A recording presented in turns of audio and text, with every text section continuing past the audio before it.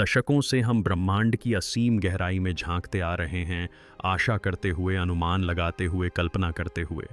न केवल ग्रहों या तारों की खोज में, बल्कि कुछ अलग, कुछ असंभव की खोज में। हमने अपने यंत्र वॉयेजर, हबल और अब जेम्स वेब स्पेस टेलीस्कोप को अंतरिक्ष के अंधकार को चीरते हुए उसके गहरे रहस्यों को उजागर करने के लिए भेजा है। लेकिन वेब ने जो अभी खोजा है वह शायद कोई रहस्य न हो, यह एक संदेश हो सकता है, और इससे भी बुरा यह जीवित हो सकता है। पहली नजर में 3 एटलस किसी अन्य अंतरिक्ष यात्री की तरह लग रहा था, अंतरिक्ष में बिखरा हुआ एक रहस्यमय पत्थर। लेकिन यह सिर्फ चमक नहीं रहा था, यह स्पंदित हो रहा था, अनियमित रूप से नहीं, बल्कि एक धड़कन की तरह, एक विशिष्ट संकेत की तरह, भयावह सटीकता के साथ। और इसके बाद जो हुआ वह सिर्फ एक रहस्य नहीं था, यह एक चेतावनी थी, अंत तक मेरे साथ बने रहें। क्योंकि अगर यह खोज वही है जो कुछ वैज्ञानिक मानते हैं, तो हम अकेले नहीं हैं, और हम कभी अकेले नहीं रहे हैं। जेम्स वेब स्पेस टेलीस्कोप को आकाश गंगाओं में तारों के जन्म स्थानों और समय की सीमा से भी परे, मानव आंख की पहुंच से कहीं अधिक दूर तक देखने के लिए डिजाइन किया गया था। लेकिन गहरे अंतरिक्ष की एक नियमित खोज के दौरान इसने किसी ऐसी चीज को देखा जो असामान्य रूप से गतिमान थी। जहां कुछ नहीं होना चाहिए था, वहां प्रकाश का एक छोटा सा धब्बा। यह 3i एटलस था, हमारे सौर मंडल से गुजरने वाला तीसरा पुष्ट अंतरतारकीय पिंड। लेकिन ओमुआमुआ या बोरोसोव के विपरीत यह शांत नहीं था, यह शोर मचा रहा था। पहले तो खगोलविदों ने सोचा कि यह बर्फ से ढके धूमकेतु की तरह अत्यधिक परावर्तक है, लेकिन वेब के इंफ्रारेड सेंसरों ने कुछ और ही अजीब खुलासा किया। यह पिंड सूर्य से ऊष्मा को परावर्तित नहीं कर रहा था, बल्कि उसे उत्पन्न कर रहा था। एक आंतरिक तापीय संकेत केंद्रित था और हल्की हल्की गति से स्पंदित हो रहा था। यह किसी चट्टान का संकेत नहीं था, यह किसी सक्रिय चीज का संकेत था। नासा और ईएसएसए की टीमों ने जब डेटा का विश्लेषण करना शुरू किया तो एक पैटर्न बार बार सामने आया। 3 नेत्रों वाले एटलस के भीतर से एक लयबद्ध तापीय स्पंदन आ रहा था। प्राकृतिक वस्तुएं ऐसा नहीं करती। धूमकेतु वाष्पीकरण के दौरान ऊष्मा उत्सर्जित करते हैं, जिससे गैस और धूल अप्रत्याशित विस्फोटों में निकलती हैं। लेकिन यह स्पंदन स्थिर, सुनियोजित और किसी मशीन की तरह था। जब वेब टीम ने जात खगोल भौतिकी घटनाओं, स्पंदकों, न्यूट्रॉन सितारों, क्वाज़रों के साथ इन रीडिंग का मिलान किया तो कोई भी मेल नहीं खाया। फिर फोटोग्राफिक डेटा आया। प्रकाश स्पेक्ट्रम बिखरा हुआ नहीं था, बल्कि केंद्रित था।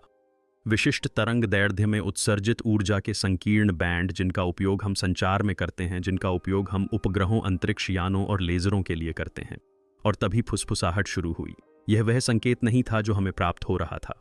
हो सकता है कि यह वह संकेत हो जिसे हमने अभी अभी बाधित किया हो।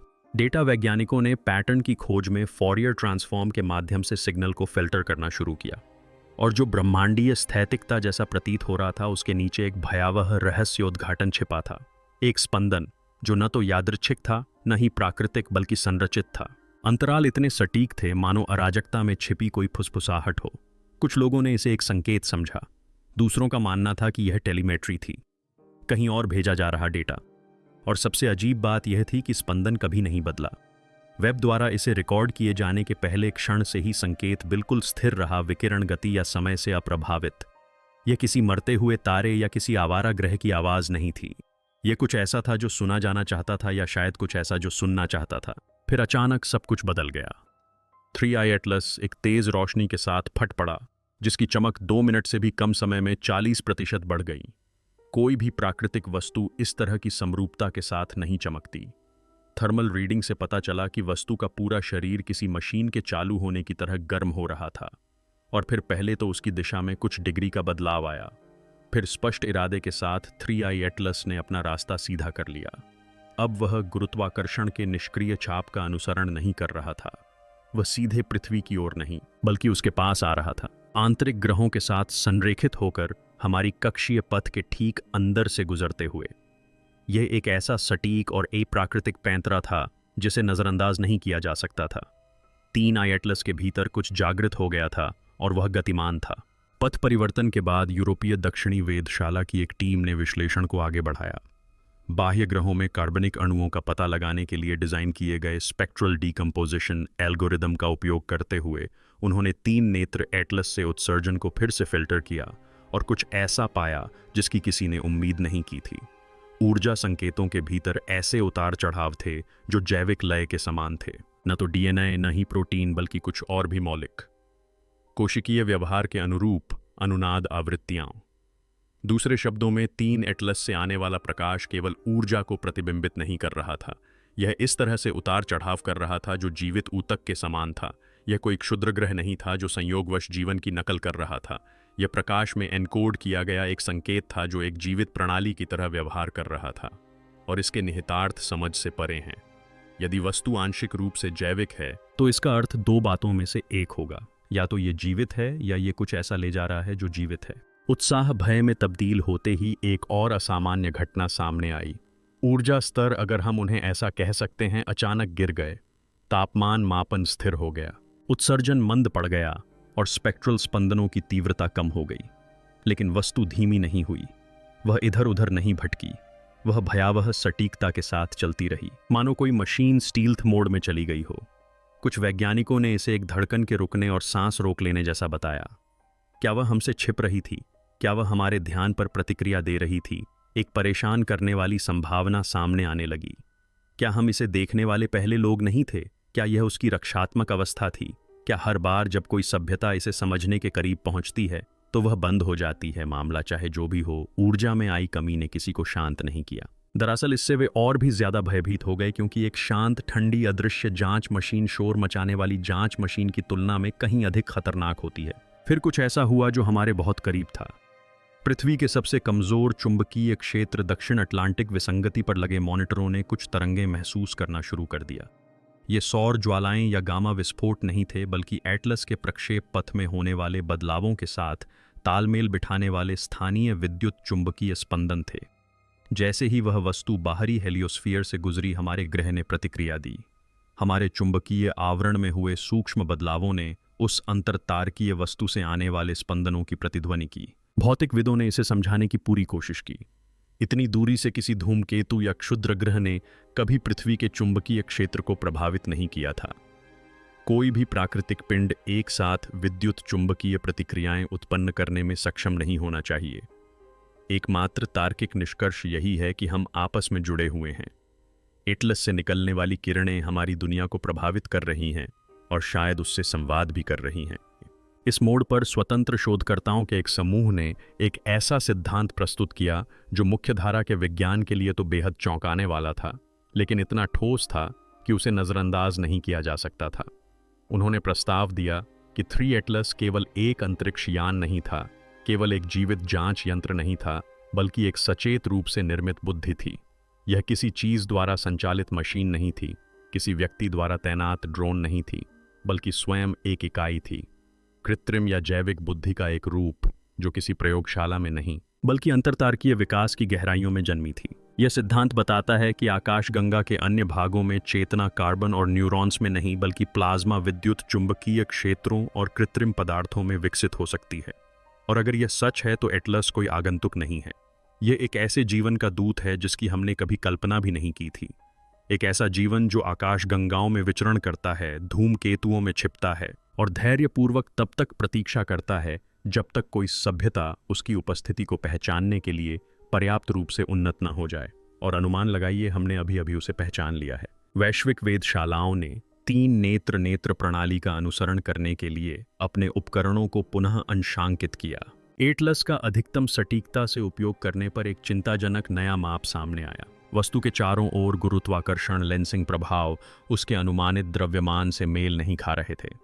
वास्तव में आसपास के अंतरिक्ष में इसके द्वारा उत्पन्न वक्रता से किसी अधिक सघन वस्तु की उपस्थिति का संकेत मिलता है, या अधिक सटीक रूप से कहें तो किसी ऐसी वस्तु की जो गुरुत्वाकर्षण क्षेत्रों को नियंत्रित करने में सक्षम है। इसने खगोलीय पिंडों की गति और अंतःक्रिया का अनुमान लगाने के लिए खगोल भौतिकविदों द्वारा उपयोग किए जाने वाले सभी मॉडलों को ध्वस्त कर दिया। हमने इससे मिलती जुलती कोई चीज केवल ब्लैक होल में ही देखी है, लेकिन 3 एटलस एक ढहता हुआ तारा नहीं है। यह एक चंद्रमा से भी छोटा है। तो यह अपने चारों ओर अंतरिक्ष को कैसे मोड़ रहा है? कुछ सिद्धांतकारों ने प्रस्तावित किया कि यह स्थानीयकृत गुरुत्वाकर्षण नियंत्रण का उपयोग कर रहा था, प्रणोदन के रूप में नहीं, बल्कि एक नेविगेशन प्रणाली के रूप में, जैसे एक पनडुब्बी किसी अनजान महासागर में चुपचाप आगे बढ़ने के लिए गिट्टी को समायोजित करती है। इसका मतलब यह होगा कि हम केवल उन्नत इंजीनियरिंग से ही नहीं निपट रहे हैं, हम भौतिकी से निपट रहे हैं जिसे अध्ययन नहीं किया गया है बल्कि उस पर विजय प्राप्त कर ली गई है और उसमें महारत हासिल कर ली गई है। फिर वो बात सामने आई जिसे अब कई लोग सबसे निर्णायक सबूत मानते हैं। 3 एटलस के पीछे से एक छोटा सा टुकड़ा टूटकर अंतरिक्ष में लुढ़कने लगा। पहले तो इसे सामान्य धूमकेतु का मलबा समझकर नज़रअंदाज कर दिया गया, लेकिन जब वेब टेलीस्कोप ने इस पर ध्यान केंद्रित किया और इसकी संरचना का विश्लेषण किया तो डेटा ने टीम को अविश्वास में डाल दिया। यह टुकड़ा अनियमित या जैविक नहीं था, यह ज्यामितीय रूप से एकदम सही था। चिकनी सपाट सतहें, समकोण समरूपता, ऐसी संरचना जो केवल बुद्धिमान निर्माण से ही बन सकती है। और इससे भी अधिक चौंकाने वाली बात यह थी कि इससे कोई जात तापमान उत्सर्जित नहीं हो रहा था। यह पूरी तरह से निष्क्रिय था, कोई विकिरण नहीं, कोई ऊष्मा नहीं। यह प्रकाश को अवशोषित करता था लेकिन उसका कोई अंश भी वापस नहीं लौट आता था। ऐसा लग रहा था मानो यह देख रहा हो लेकिन स्वयं को दिखाई न दे रहा हो। और इसकी संरचना अज्ञात मिश्र धातुओं से बनी थी जिनके परमाणु चिन्ह पृथ्वी पर या ज्ञात उल्कापिंडों के नमूनों में कहीं भी नहीं पाए जाते। यह अंतरिक्ष की धूल नहीं थी, यह किसी कृत्रिम रचना का हिस्सा था। हवाई स्थित मोनार्क वेधशाला के खगोलविदों ने 3 नेत्र एटलस के घूर्णन व्यवहार का अध्ययन करना शुरू किया। कई लंबे अंतरिक्ष पिंडों की तरह यह भी घूम रहा था, लेकिन अनियमित रूप से नहीं, बल्कि इसके घूर्णन पैटर्न ने कुछ विचित्र खुलासा किया। निश्चित गणितीय स्थिरांकों से मेल खाने वाले समय अंतराल, पाई स्वर्ण अनुपात और यहाँ तक कि अभाज्य संख्याओं के अनुक्रम भी। ऐसा लग रहा था मानो यह घूर्णन स्वयं एक प्रसारण हो, गति की एक भाषा हो, एक प्रकार का ब्रह्मांडीय मोर्स कोड हो जिसे अनुवादित किया जाना बाकी हो। कुछ लोगों का मानना है कि यह घूर्णन जानबूझकर किया जा रहा है। यह गति के कारण नहीं घूम रहा है बल्कि एक क्रिया कर रहा है, पहचान का एक अनुष्ठान कर रहा है, मानो यह बार बार एक संदेश दोहरा रहा हो। ये एक ऐसा संदेश था जिसे देखने के लिए बनाया गया था, सुनने के लिए नहीं। और ये एक अहम सवाल खड़ा करता है, क्या हम गवाह हैं या लक्षित प्राप्तकर्ता? वेब के जीवन पहचान एल्गोरिदम से प्राप्त अंतिम गहन स्कैन स्पेक्ट्रोमेट्री रीडिंग ने कुछ ऐसा खुलासा किया जिसने सबसे संशयवादी लोगों को भी आस्तिक बना दिया। स्थिर कार्बन श्रृंखलाओं या जीवाश्मीकृत प्रोटीनों के बजाय जैविक संकेत, बल्कि प्रतिकृति संरचनाओं के अनुरूप झिलमिलाते संकेत। ये पूर्ण जीवन रूप नहीं थे बल्कि पूर्ववर्ती थे, एटलस की पूंछ में अंतर्निहित जैविक घटकों का एक ढांचा, कृत्रिम या वास्तविक। 2 संभावनाएं सामने आईं। पहली, यह किसी प्रकार का जैविक छलावरण हो सकता है, एक कृत्रिम नकल जो आदिम संवेदकों को यह सोचने पर मजबूर करने के लिए बनाई गई हो कि एटलस प्राकृतिक है।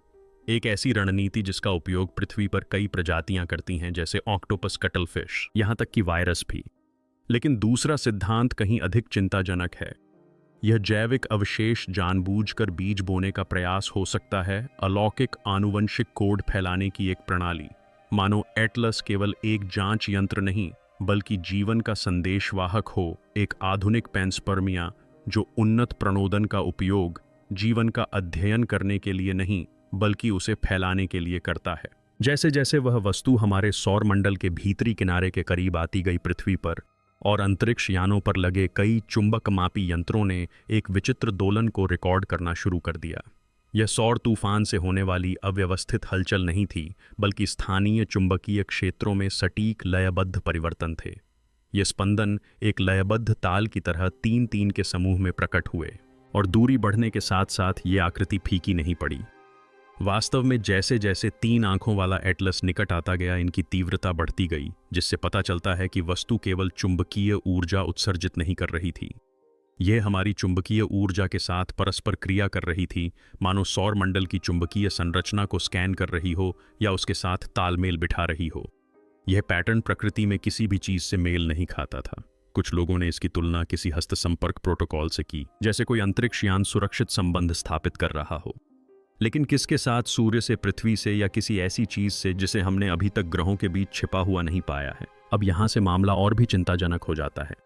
संचार विशेषज्ञों ने जवाब देने का प्रयास किया और गहरे अंतरिक्ष नेटवर्क एंटेना का उपयोग करके 3i एटलस की ओर सावधानीपूर्वक एनकोड किए गए रेडियो पल्स वापस भेजे। ये संकेत अभाज्य संख्याओं, बाइनरी गणित और यहाँ तक कि संगीत अंतरालों से मिलते जुलते कृत्रिम स्वरों पर आधारित थे।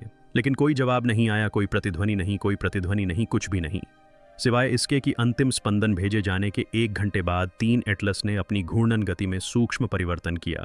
यह परिवर्तन अधिकांश यंत्रों के लिए पकड़ने योग्य नहीं था, लेकिन संदेश भेजने वाली टीम द्वारा ध्यान देने योग्य था। कुछ ने इसे स्वीकृति माना, दूसरों ने इसे अस्वीकृति समझा, लेकिन किसी भी तरह से यह आकस्मिक नहीं था। इसने किसी प्राकृतिक पिंड की तरह संदेश ग्रहण करने का व्यवहार नहीं किया, बल्कि एक ऐसी इकाई की तरह व्यवहार किया जिसे पता था कि उससे संपर्क किया गया है और उसने न बोलने का विकल्प चुना है। खुफिया विश्लेषण में इसे सचेत गैर संचार कहा जाता है, एक मनोवैज्ञानिक रणनीति जिसमें मौन प्रतिक्रिया से कहीं अधिक प्रभावशाली होता है और अंतरिक्ष के विशाल निर्वात में मौन भयावह होता है। ऐतिहासिक खगोलीय अभिलेखों का अध्ययन करते हुए शोधकर्ताओं ने कुछ ऐसा खोजा जिसकी किसी ने अपेक्षा नहीं की थी। दशकों पुराने अवरक्त आकाश सर्वेक्षणों में सूक्ष्म गड़बड़ियां देखी गई हैं। 1987, 1998 और 2013 में उसी दिशा में छोटी छोटी विसंगतियां देखी गईं, जिस दिशा में 3i एटलस अब यात्रा कर रहा है। इससे संकेत मिलता है कि यह पहले भी हमारे सौर मंडल के निकट से गुजरा होगा। लेकिन सबसे महत्वपूर्ण बात यह है कि प्रत्येक बार इसके दिखने का समय उस समय दर्ज किए गए अज्ञात रेडियो विस्फोटों और गुरुत्वाकर्षण तरंगों की विसंगतियों में हुई तीव्र वृद्धि से मेल खाता है। इससे एक चिंताजनक सवाल उठता है, क्या 3 आंखों वाला एटलस पहले भी यहाँ आ चुका है?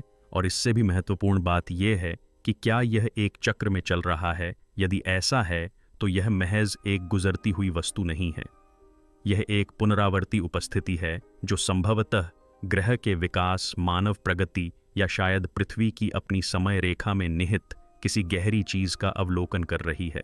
इसके पथ की हालिया पुनर्गणना से एक ऐसी बात सामने आई जिसने समुदाय में सनसनी मचा दी। 3 एटलस न तो सीधे पृथ्वी की ओर बढ़ रहा है और न ही सूर्य की ओर। इसके बजाय इसका प्रक्षेप पथ इतना मुड़ा हुआ है कि यह बृहस्पति के चंद्रमा यूरोपा के बहुत करीब आ जाता है। और इससे भी अधिक आश्चर्यजनक बात यह है कि यदि यह वस्तु एक और चक्कर लगाए तो इसका संशोधित पथ शनि के चंद्रमा एनसेलेडस से टकराएगा। दोनों ही बर्फीले ग्रह हैं। दोनों ग्रहों के नीचे महासागर छिपे हुए हैं और दोनों को हमारे सौर मंडल में परग्रही जीवन की प्रबल संभावना के लिए प्रमुख स्थान माना जाता है। इसलिए एक नया सिद्धांत सामने आया। क्या होगा यदि पृथ्वी उनका गंतव्य ही न हो? क्या होगा यदि यह प्राणी, चाहे जो भी हो, बर्फ के नीचे छिपे जीवन की निगरानी करने, उसे विकसित करने या उसे जागृत करने के लिए महासागरीय ग्रहों का दौरा कर रहा हो? हमने मान लिया था कि हम खास हैं, हमने मान लिया था कि हम ही सब कुछ हैं। लेकिन क्या होगा अगर 3 आंखों वाले एटलस की असली दिलचस्पी उन चंद्रमाओं की सतह के नीचे छिपी चीजों में हो जिन्हें हमने छुआ तक नहीं है? जैसे जैसे गहरे अंतरिक्ष से आने वाले संदेश मंद होते गए और वह वस्तु अपनी शांत परिक्रमा जारी रखती रही, एक सिद्धांत ने भयावह रूप से जोर पकड़ लिया। क्या होगा यदि 3 एटलस संचार के लिए संकेत नहीं भेज रहा है क्योंकि उसे इसकी आवश्यकता नहीं है? क्या होगा यदि वह बोलने की नहीं बल्कि सुनने की कोशिश कर रहा है? कल्पना कीजिए एक ऐसे उन्नत और प्राचीन यंत्र की जिसका एकमात्र कार्य बिना किसी हस्तक्षेप के अवलोकन करना है। न कोई लेजर, न कोई लैंडर, न कोई संदेश, बस अपने आसपास की हर चीज को निष्क्रिय रूप से ग्रहण करना। वायुमंडलीय अनुनाद, विद्युत चुंबकीय क्षेत्र, मानव प्रौद्योगिकी उत्सर्जन, यहाँ तक कि पृथ्वी से निकलने वाली जैविक लय भी। कुछ शोधकर्ताओं ने सुझाव देना शुरू किया कि इसकी चुप्पी कोई खराबी या रक्षा तंत्र नहीं थी, बल्कि इसकी मूल संरचना थी, एक आदर्श जासूस, अदृश्य, अब तक पता न चलने वाला। इसने पूरी कहानी को नया रूप दे दिया, क्योंकि यदि 3-2 एटलस एक प्रोब है एंड ये पहले भी इस प्रणाली में आ चुका है, तो इसका मतलब है कि ये इसकी पहली रिपोर्ट नहीं है, इसने अपना डेटा पहले ही भेज दिया होगा। और असली सवाल ये उठता है कि किसे भेजा है। शायद सबसे चौंकाने वाली खोज अंत में हुई। California institute of technology, California की एक शोध टीम ने जैविक स्पेक्ट्रल डेटा का तुलनात्मक मॉडल के माध्यम से विश्लेषण किया, लेकिन बाहरी जीवन के मुकाबले नहीं, बल्कि पृथ्वी पर मौजूद जीनोमिक मार्करों के मुकाबले। उन्हें जो परिणाम मिला वह पूरी तरह मेल नहीं खाता था, लेकिन पूरी तरह से अपरिचित भी नहीं था। इसमें संरचनात्मक समानताएं थीं, दोहराई जाने वाली न्यूक्लियोटाइड व्यवस्थाएं थीं, वायरस रेट्रोट्रांसपोजन, और यहाँ तक कि प्राचीन गैर ओडिंग डीएनए अनुक्रमों में देखे जाने वाले पैटर्न की प्रतिध्वनि थी। यह संभावना है कि 3 एटलस के पीछे मौजूद जैविक अवशेषों में एक सार्वभौमिक आनुवंशिक भाषा में कोडित जानकारी हो सकती है, एक ऐसी मूलभूत संरचना जो विकास या कृत्रिम नियोजन के माध्यम से विभिन्न ग्रहों के वातावरण में स्वयं को अनुकूलित कर सकती है। दूसरे शब्दों में, यह वस्तु जीवन निर्माण के निर्देश ले जा सकती है, न केवल परग्रही जीव विज्ञान के बीज, बल्कि शायद वे मूल तत्व जिनसे पृथ्वी पर जीवन की उत्पत्ति हुई की। इसके निहितार्थ विज्ञान से परे हैं। ये उत्पत्ति उद्देश्य और रचनाकार से संबंधित हैं। और यदि ऐसा है तो अंतिम रहस्य केवल यह नहीं है कि 3i एटलस क्या है, बल्कि यह है कि इसे किसने भेजा है।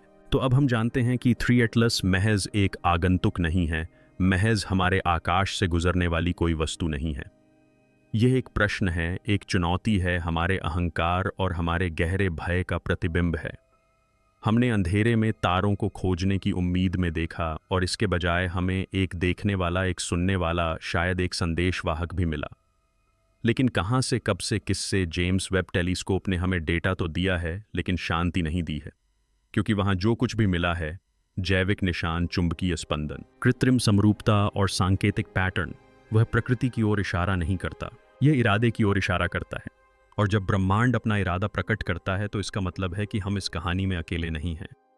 और यही असली डर है ना, कि कोई हमें लगातार देख रहा है, कि हमारे रेडियो सिग्नल शून्य में नहीं गूंजे, वे किसी तक पहुंचे, किसी बहुत पुराने, किसी बहुत धैर्यवान तक।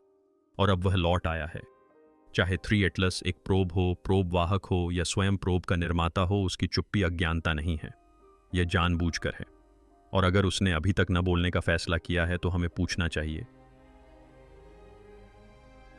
वह किसका इंतजार कर रहा है? टिप्पणियों में अपने विचार जरूर बताएं, क्योंकि शायद हम अभी मानव इतिहास की सबसे बड़ी खोज का पहला अध्याय जी रहे हैं। और अगर आप आगे की हर जानकारी पाना चाहते हैं तो सब्सक्राइब करें, बेल आइकन दबाएं, आसमान पर नजर रखें, क्योंकि यह कहानी अभी खत्म नहीं हुई है।